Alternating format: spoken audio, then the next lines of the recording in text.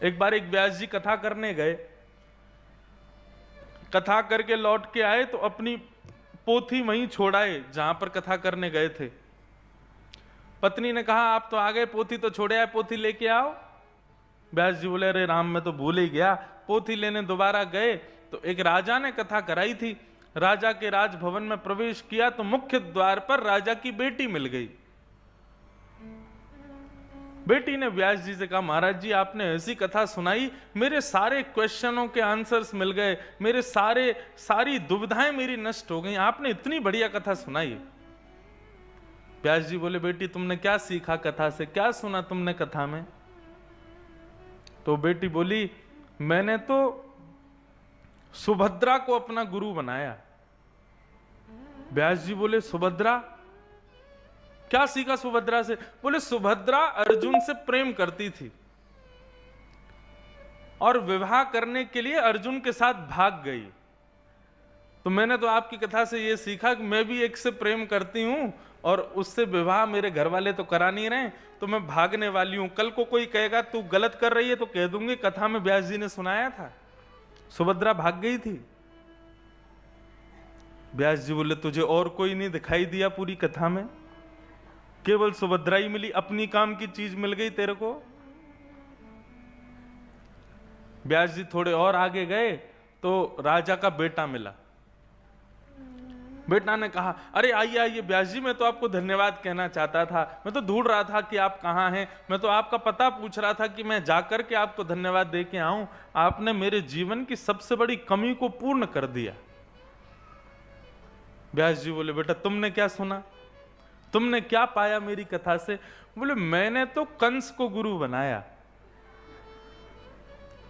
कंस से तुमने क्या सीखा?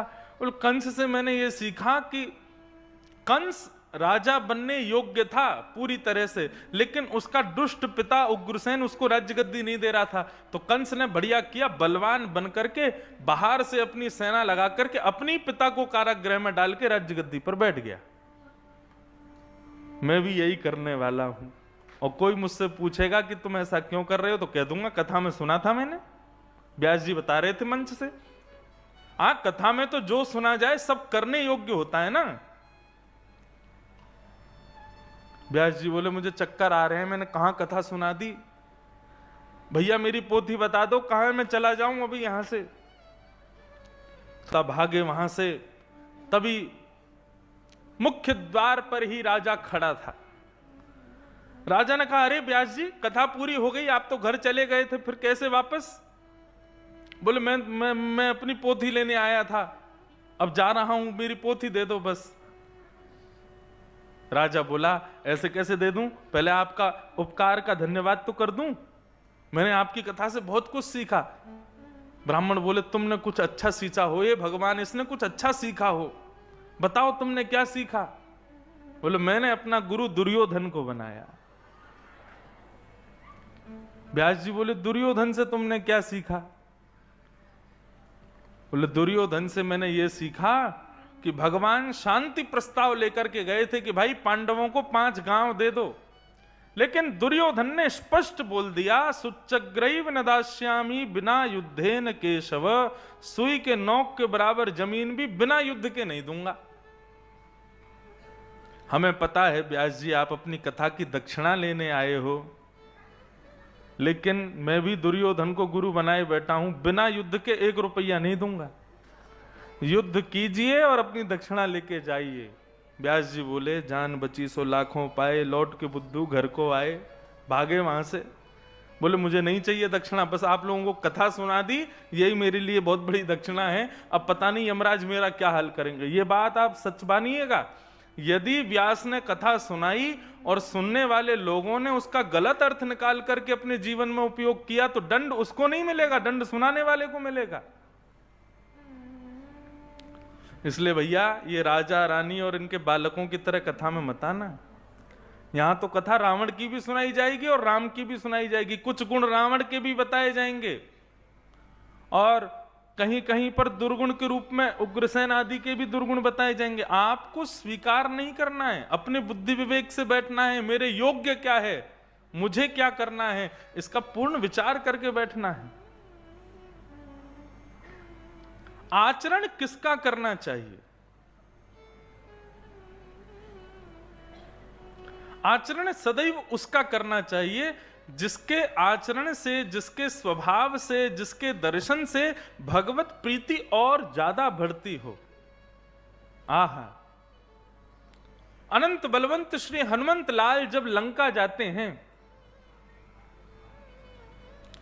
विभीषण के यहां जब पहुंचे हैं तो रूप बदल लिया, एक ब्राह्मण का रूप धारण कर लिया हनुमान जी महाराज ने।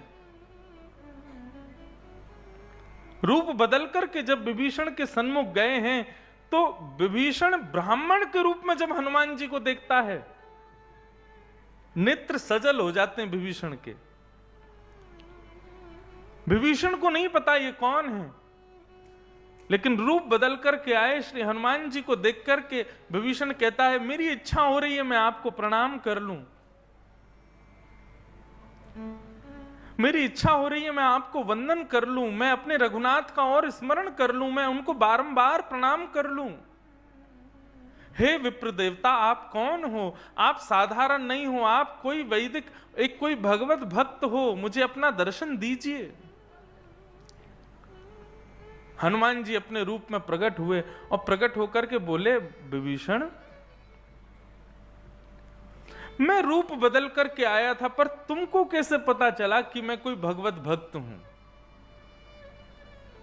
विभीषण इतना सुंदर उत्तर देते हैं,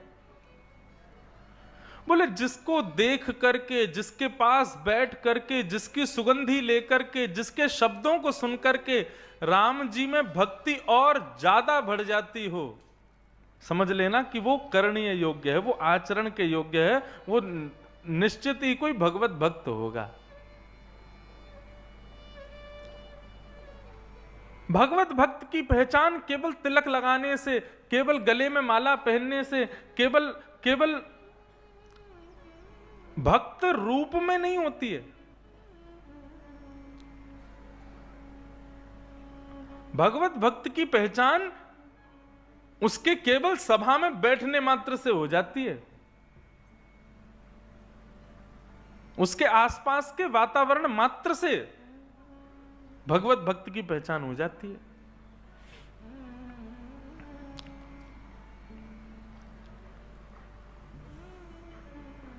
कौन कौन से पापी कथा सुनने से मुक्त हो जाते हैं? जब ये प्रश्न किया नारद जी ने, सनत कुमारों ने कहा, सब प्रकार के पाप करने वाले, चाहे कितना भी बड़ा पाप हो, चाहे महापाप हो, यदि वो कथा श्रवण कर ले, सप्ताह कथा की विधि को जान करके कथा श्रवण कर ले, तो वो पुनंतिते, वो पवित्र हो जाता है। लेकिन बंधुओं, एक मेरी बात सुनिएगा, यदि कथा सुनने से व्यक्ति के पाप नष्ट हो जाते हैं, तो चोरी चोरी कर लेगा, चोर चोरी करेगा और आके फिर कथा सुन लेगा, उसके पाप तो ऐसे ही नष्ट हो जाएंगे। डाकू डकैती डालेगा, फिर आके